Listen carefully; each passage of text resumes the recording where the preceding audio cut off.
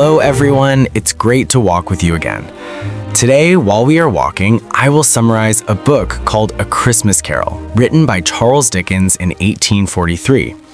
This is one of the most famous works in English literature, adopted hundreds of times into films, plays, and animations, yet its core retains a powerful message, a story about the awakening of the soul.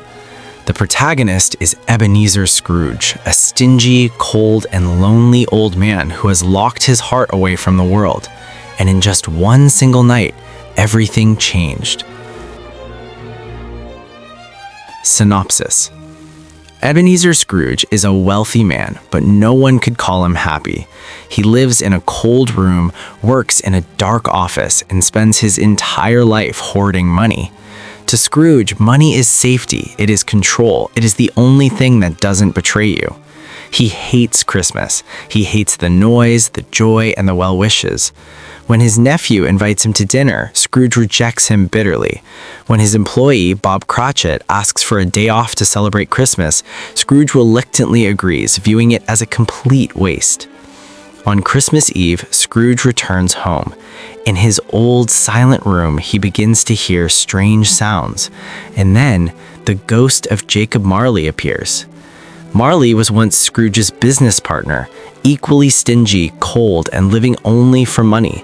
But now, Marley carries heavy chains forged from safes, ledgers, and coins, symbols of the selfish life he lived.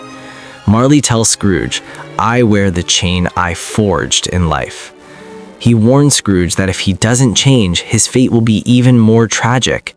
Marley reveals that Scrooge will be visited by 3 spirits tonight, his 3 final chances to save himself.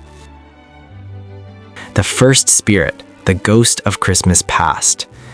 Scrooge is taken back to his childhood. He sees himself as a lonely boy left behind at a boarding school during the holidays. No one came to pick him up. No one remembered him. For the first time in many years, Scrooge feels a deep sadness, not for losing money, but for the warmth he once missed out on. He sees his youth again, when he had dreams, when he loved and was loved. But then, driven by ambition and the fear of poverty, he traded all his relationships for career and wealth. The woman he loved left him, not because he lacked money, but because Scrooge had let money replace his heart. The second spirit, the ghost of Christmas present. Scrooge is led through the city. He witnesses poor but warm families sharing simple meals filled with laughter. He sees the family of Bob Cratchit, his employee he always looked down upon. That family is poor, but they love one another. Their young son, Tiny Tim, is frail and ill, yet full of hope. He hears the child's simple prayer, and for the first time in his life, he feels ashamed of his own wealth. The spirit also shows Scrooge that if things do not change, Tiny Tim will not survive for long. This makes Scrooge's heart tremble. Number 4, the final spirit, the ghost of Christmas yet to come. This spirit does not utter a word. It only leads Scrooge to see bleak visions. He sees people discussing the death of a rich man whom no one mourns. He sees his belongings being sold off cheaply and mocked. He sees a cold, empty bed and a tombstone engraved with his own name. For the first time in his life, Scrooge is terrified, not of losing money, but of a meaningless life. He falls to his knees, begging for a chance. He promises to change, to live differently, and to open his heart to the world. And then Scrooge wakes up. It's Christmas morning, but Scrooge is no longer the same man. He laughs, he greets everyone, he buys gifts for Bob Cratchit's family, he helps the poor. He becomes a good man, not out of obligation, but out of joy.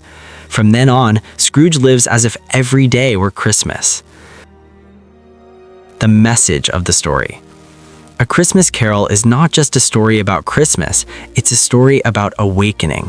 It teaches us that it's never too late to change, that the greatest wealth is not found in a safe, but in the relationships we dare to cherish, and that sometimes what we should fear most is not loss, but living an entire life without truly living. The The greatest achievement of this story is not its happy ending, but the fact that it has touched millions of people for over a century, reminding us that compassion can save a soul. Our walk ends here.